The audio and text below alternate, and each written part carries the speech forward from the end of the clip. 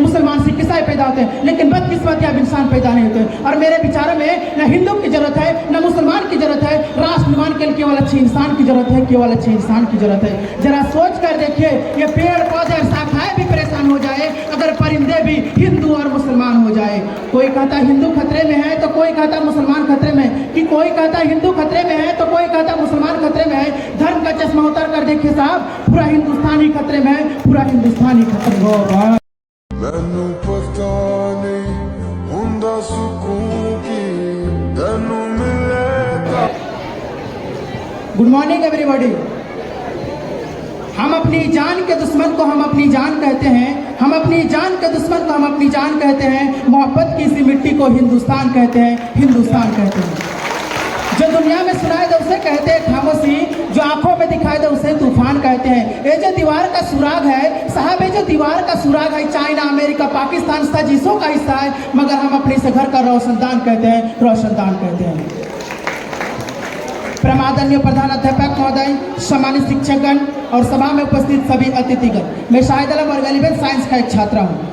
मैं 79वें स्वतंत्रता दिवस की आप सबों को हार्दिक शुभकामनाएं देते हुए आज के इस मौके पर देश प्रेम एंड राष्ट्र निर्माण के उपलक्ष्य पर अपना विचार प्रस्तुत करना चाहता हूँ।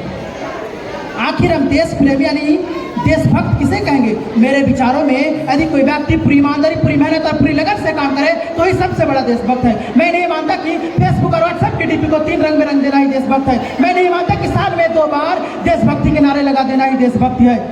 क्रांति एक विचारिक बीमारी हमारे समाज में मुझे नजर आता है। कहा जाता है कि दुनिया के सबसे बड़े लोकतंत्र है जहाँ हिंदू पैदा होते हैं, मुसलमान सिख ईसाई पैदा होते हैं, लेकिन बदकिस्मती अब इंसान पैदा नहीं होते। और मेरे विचारों में न हिंदू की जरूरत है न मुसलमान की जरूरत है, राष्ट्र निर्माण के लिए केवल अच्छे इंसान की जरूरत है, केवल अच्छे इंसान की जरूरत है। जरा सोच कर देखिए, ये पेड़ पौधे और शाखाएं भी परेशान हो जाए अगर परिंदे भी हिंदू और मुसलमान हो जाए। कोई कहता हिंदू खतरे में है तो कोई कहता मुसलमान खतरे में, कि कोई कहता हिंदू खतरे में है तो कोई कहता मुसलमान खतरे में है।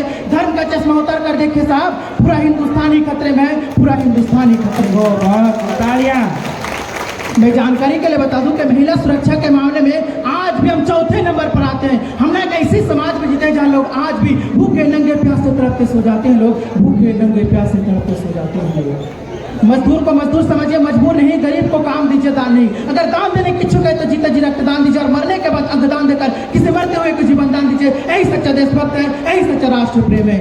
न सरकार मेरा है न रब मेरा है, कि न सरकार मेरा है न रब मेरा है और ना ही ये बड़ा सा नाम मेरा है। बस इतना सा बात का गुरूर है मुझे कि मैं भारत का हूँ, ये भारत मेरा है और ये भारत मेरा है। क्या बात है, क्या बात है। क्रांति की एक सोचने वाली बात है कि हम राष्ट्र निर्माण की बात तो सब करते हैं, लेकिन आखिर राष्ट्र निर्माण कब और कैसे संभव होगा? मेरे विचार में राष्ट्र निर्माण तब संभव होगा जब जाति का आरक्षण नहीं बल्कि सामाजिक सशक्तिकरण की बात करेंगे। राष्ट्र निर्माण तब संभव होगा जब स्वच्छ अभियान में केवल सरकारें नहीं बल्कि सड़क पर चलने वाला हर एक नागरिक हाथ बटाएगा, स्वच्छ भारत के नारे को दिल से अपनाएगा। असल मायने में हमारा राष्ट्र निर्माण तब संभव होगा जब एक गरीब बच्चा मध्याह्न भोजन के लिए नहीं बल्कि ज्ञान अर्जन के लिए सरकारी स्कूल के चौखट पर कदम रखेंगे।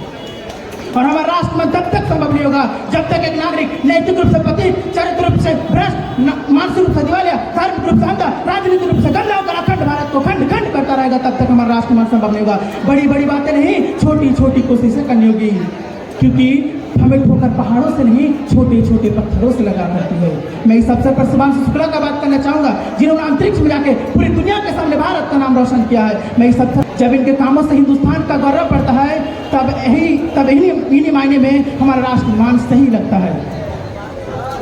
अंत में मैं यही बोलूंगा कि हमारा राष्ट्र निर्माण तब संभव होगा जब हम सब मिलकर प्रयास करेंगे, क्योंकि हमारे देश की जिम्मेदारी नहीं हमें आगे ले जाने की, बल्कि हमारी जिम्मेदारी हमारे देश को आगे ले जाने की, हमारे वतन को आगे ले जाने की, हमारे राष्ट्र को आगे ले जाने की।